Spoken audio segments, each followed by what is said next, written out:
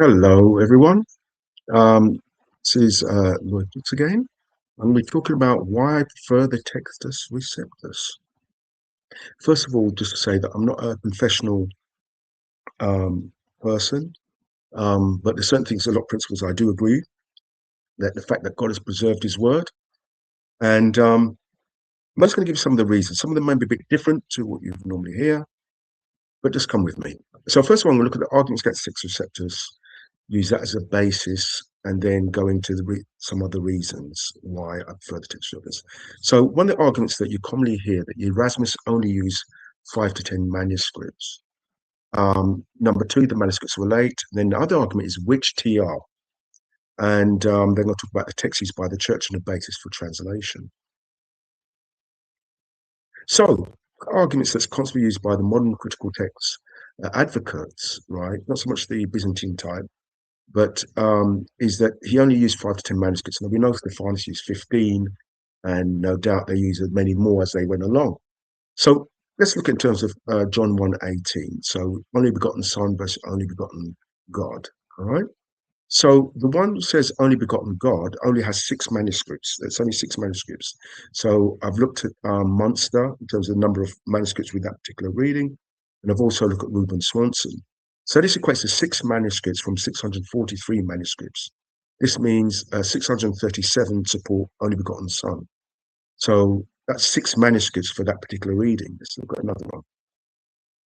Mark 16:9 to 20, only 2 out of 712 manuscripts. And that's just for Mark 16, verse 9. I didn't do 10, 11, 12, 13, just for 9. Mark 16:9, 712 manuscripts, only 2 omit, right, which equates to 0.3%. 1 Timothy 3, verse 16. Now, I cross-reference this with Munster, but also I use the Nessus Aland, Nova Testament Graece, yeah, and I've got 7 manuscripts. So basically, out of 409 manuscripts, 402 have the reading. So I hope you're getting the picture. Remember, the accusation is about Erasmus used 5 to 10 manuscripts. So let's look again, right?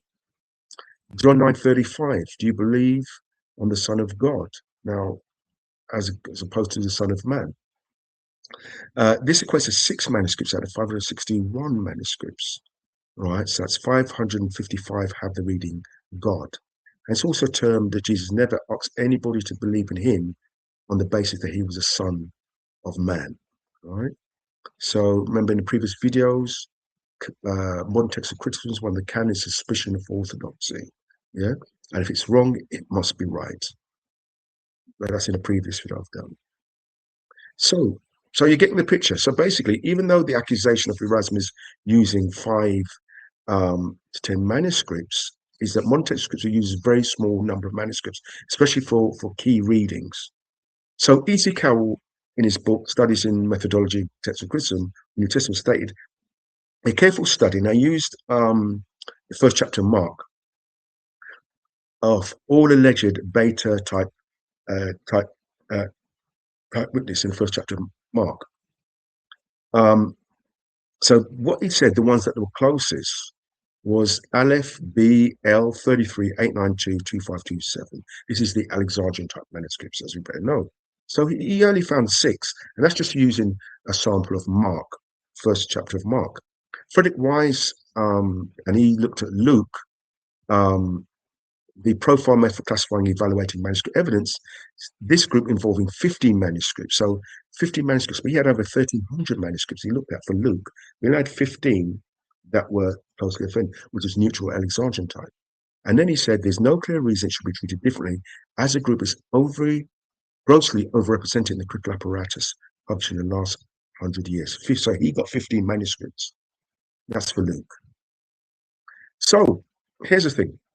While there's suggestions that Erasmus used 7 to 8 manuscripts, Stephanus did 15, but it's from the Byzantine text tradition, which is homogeneous text type, representative of 90% of Greek manuscripts.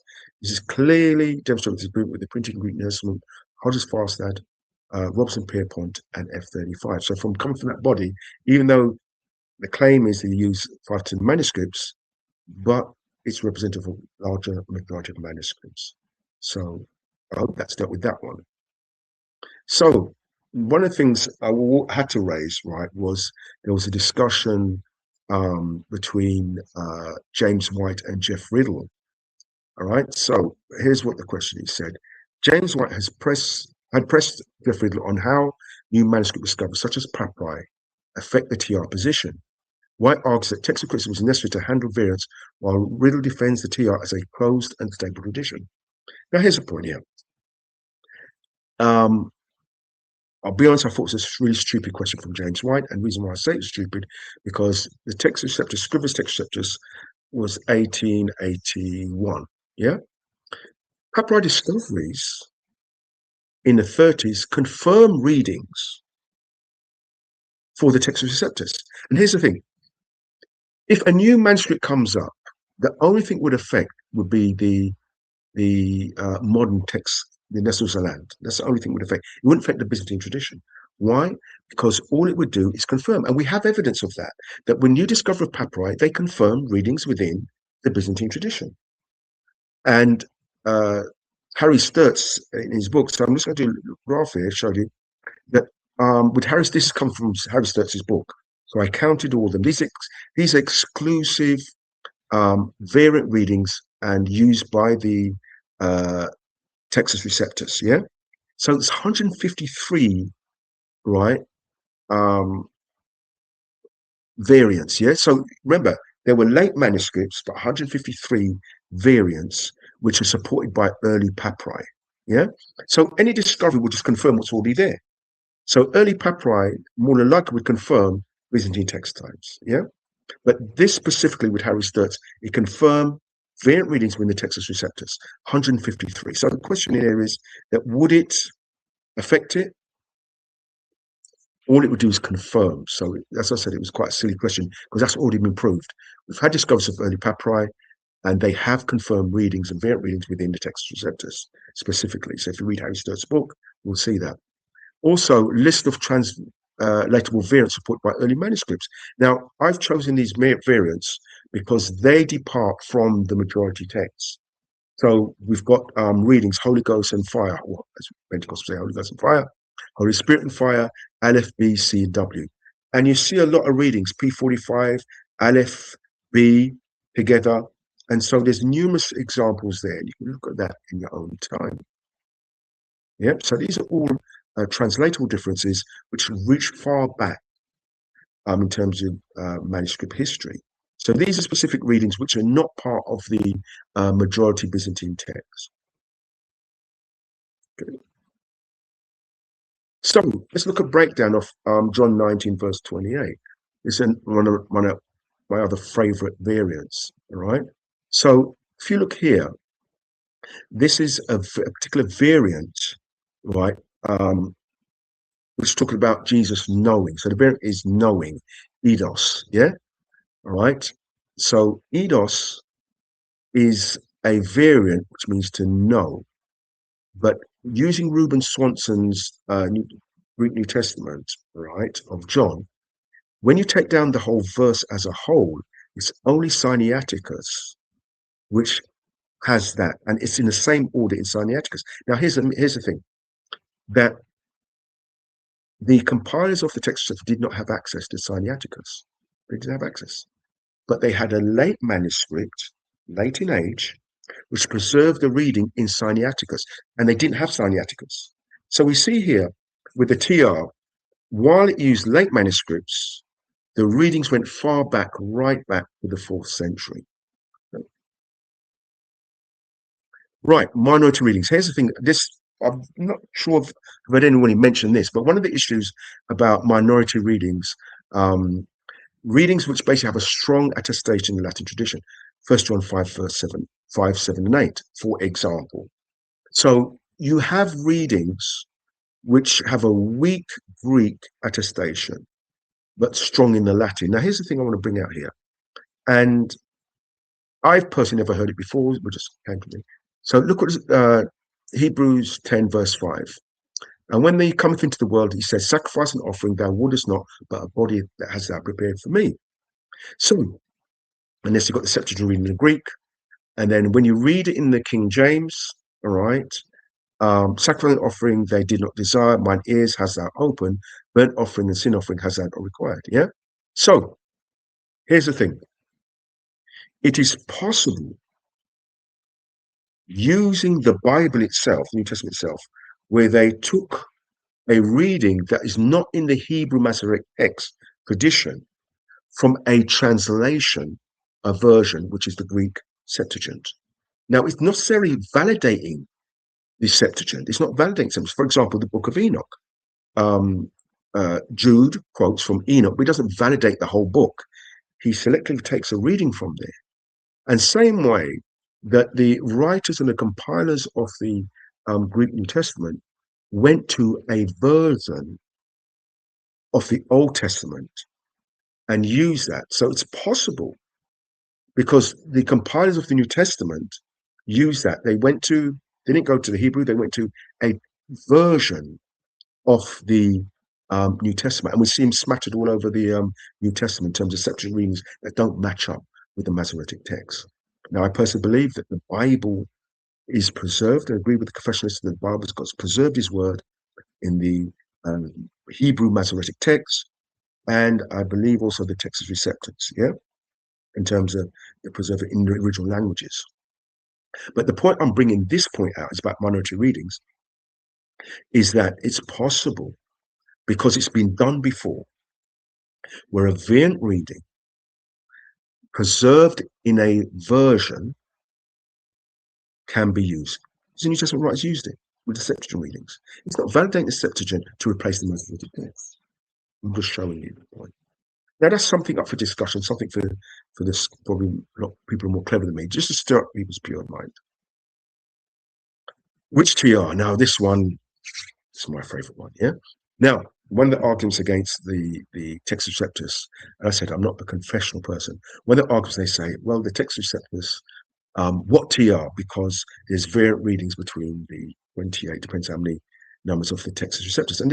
And if we're honest, right, there's no major differences, yeah, in terms of doctrine, but there's no major differences. So the Trinitarian Bible Society, on their website, this is what they said. The editions of Stephanus, Beza, and the Elizas all present substantially the same text, and the variations are not of great significance and rarely affect the sense. Further along in Anderson and his article, they ask, how many difference found between the scrivener text of the TBS, TR, and Stephanus? This is coming from an article by Timothy Decker, right? And the Stephanus and Beza text. Now remember, this guy studied 20 TRs, yeah? There are approximately 190 differences between the Scrivener text and Beza 1598. There are 283 differences between the Scrivener text and Stephanus 1550. These differences are minor. Now, in Timothy Decker's article, he put these differences are minor in italics. Questioning, yeah? So, Timothy Decker, having completed collation of TR editions on the Sermon on the Mount. Remember, he looked at 20, so it's quite exhaustive, but he limited this study into Matthew chapter 5 to verse 7. He said, my suspicions were confirmed from the results of my own work. Now, he's done serious work, that's 20 TRs. Now, I'm expecting something big here because I'm expecting something drastic, yeah, where some material differences, shocking exposure, yeah? So reverse my own study to claim only minor differences between the various editions is a stretch. This is what he's saying. Minor difference between the various editions is a stretch. And that would also include between Beza and Stephanus in some places, much less all the other editions among the TR edition, compared with Scriveners. Indeed, the results of my research yield that such claims among the TR Africans are patently false. That's quite strong. Remember, in the Trinitarian Bible Society, they're saying the differences are minor. This is what Timothy Decker is saying. Indeed, the results of my research yielded that such claims among the others are patently false. Okay, let's go. So what he done, after looking at 20 various editions of the PR, he had category 1 variants of great significance. Now, he's mentioned great significance. Remember, 20 TRs. This guy is he's really, I'm impressed already. 20 TRs, yeah? of great significance. So now, or major variants that would be translatable. So here I'm looking for is variants just like John chapter 1, verse 18, like only begotten God versus only begotten Son. I'm looking for great variants like 1 Timothy 3, verse 16, where instead of saying God was manifest flesh, he was in manifest. So I'm you know, I'm on the edge of my seat now. Now look at that. You have my attention. You had my curiosity, but now you have my attention. Now, the most significant of all these is variant Matthew 6, verse 1. Scrivener's text says, which is talking about mercy, and Bayes is talking about righteousness, yeah? So this variant does more than simply substitute one word for another. It's interpreted implications for the rest of the content. He said this is the most significant one. Let's look at the translation. So I'm putting it in translation, yeah?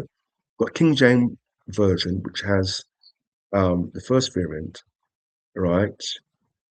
And it says, take heed that you do not your alms before men to be seen of them, otherwise you have no reward of your Father which is in heaven. It's talking about acts of mercy, so to speak, yeah?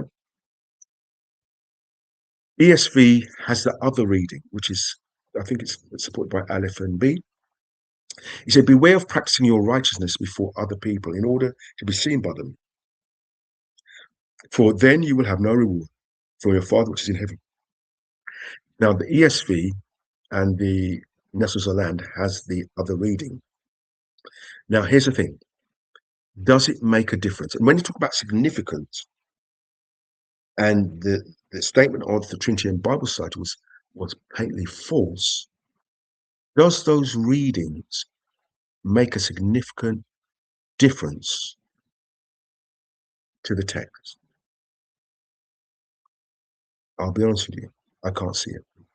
So you've got acts of righteousness, right? And the other one is acts of mercy. But he said it's most significant. So if he says that is most significant, what would he say about Mark 16:9-20 not being there? What would he say about John 9, verse 35? Instead of saying son of God, he says son of man, or John 1, verse 18, you know? Or Christ coming in the flesh, 1 John 4, verse 3, right? As a sign of the Antichrist, not believing that Christ come in the flesh. So if he believes that is significant, he should not be a modern critical text person. And in fact, it's interesting that at 20 versions of the Textus Receptus, that's the best he can come out with. To me, it validates the Textus Receptus. So when it comes to which TR, it doesn't really make much difference. All right, text used by the church. Now, one of the things, the biggest thing is about, and especially if you're Byzantine priority or from that field, is that the argument is you have a text used by the church. So the orthographs were used by the church. The Byzantine Greek manuscripts were used by the church. So you've got such a homogeneous body of manuscripts used by the church. Now, when printing came in, you had a printed Greek New Testament, right? The Complutense and Polyglot was the second one printed, even compiled before, but it was a Textus Receptus with its various versions, with no great difference. Timothy Decker, the best he can come up with that, a 20 version of the Textus Receptus, that's the best he can come out with. What Timothy? Right, so look at it says, printed Greek New Testament, Textus used by the church. Nobody can argue that the Textus Receptus was not used by the church and the base of translations. Nobody can argue that. The various editions for 400 years it was used by the church. It's only when about 1904, when Nessus came in, well, 1881 really, or you could say more widespread in 1904, that, but generally for 400 years, the TR was used by the church. And not just 400 years, but it was the basis for translation that is still used mainstream in churches. There's a number of churches where it's their main translation. It's the translation which a lot of people, they can remember. So you've got the King James or New King James. So if you're Byzantine priority, Hodges Fast, the majority text, or F35, and somebody asks you, what translation do you use? What do you say? If you're from the Byzantine text type, and somebody says to you, "What translation can be used in our churches?" If you lean towards the Byzantine, you have to go back to Textus Receptus. So look at this. What are your options? The critical text, a text produced based on 40 canons based on a minority of manuscripts, a Greek text only 140 years old, never used by the church. It's got 40 canons which have fallen apart and proven not to be factual. And I challenge anybody to come back on that point there, that the canons which are used are not based on empirical factual evidence. And it's a text type that only used in the last 140 years. Robinson, Pierpont, Hodges, Farstad, Family 35. Listen, if you don't know Greek, these text types are irrelevant for you. Yeah, if you can't read Greek, they're irrelevant for you. Yeah, so they're very recent. Hodges Farstad was the first one in the 80s. Then Robinson Pierpont was in the 90s. But no mainstream translation, and it's never used by the church. It's never practically used by the church. So here's the thing: the only way it could become mainstream is if the United Bible Society said, you know what, putting away the critical text, and we're going to use one of these. That's the only way it becomes mainstream. So if you don't know Greek, these text types are irrelevant for you. A lot of people are not going to learn Greek. I've learned Greek, but a lot of people are not like that. Yeah. So you've got a text as a text used by the church, utilizing two streams of the church, East and West. Its translation is still the mainstream translation, representing the Byzantine text type. That's the point of saying. So what you find is that the Textus Receptus is the basis and the only Byzantine type text type which has a mainstream translation. And that's why I find it interesting when you ask people, well, if you ask somebody from the Byzantine text type where your family 35 Hodges Farstad was a big point, what translation would you use? You have to go back to the Textus Receptus. So look at this here. Byzantine text type, all roads lead to TR. The Orthodox Bible, they primarily use English translation based on the text, on the Textus Receptus, King James or New King James. Robinson Pierpont, when Maurice Robbins asked what translation would he use,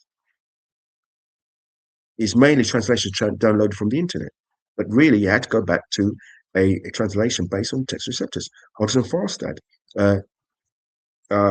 he was known for being involved in the New King James Version. Family 35, Wilkins got his own translation, but it's not adopted by any church. So even if you're from the Byzantine support of the Byzantine, not so much into the critical text, you have to come back to a translation that's based on the Textus Receptus. So let's look at this. One other thing, my last point is going to be this, is that I've done John 19 verse 28. Now, here's the thing, right, is that the thing which stands out to the printed Greek New Testaments, the Byzantine text type, is that they have a lot of readings that go far back, further, to the second, third, and fourth century, right up to the medieval times. Yeah. So, for example, that word, and an example I used before with idios, with knowing, it agrees with family 35, but you've got Aleph, A, and W. Yeah. So you've got a reading that goes back to the fourth century and goes right through to medieval times. This is the thing with the Textus Receptus. It has more readings that can be supported with a continual transmission, lineage, genealogy, going way back further than your general Robinson Pierpont, Hodges Farstad, and family 35. So look at this. So, for example, blessing. Yeah, look at that word in terms of, look at that word. Yeah, where you get the word eulogy from. You've got P45. This is Matthew 26:26. P45, 3rd century. Aleph, 4th century, right through to medieval times. So it's more common with the Textus Receptus that you can trace the readings from medieval times going way back. Remember I said before, this slide before, 153 variants that papyri confirmed within the Textus Receptus. And this is, my friends, the reasons why I prefer the Textus Receptus. I hope you enjoyed that. I'm happy for criticism. Um, uh, I'm happy for people to disagree, and also bring something I can actually learn from that I may need to correct. And I'm quite happy to come back if I've got anything wrong there. All right, and do as say I need to correct that. God bless you. God keep you. May He cause His face to shine upon you.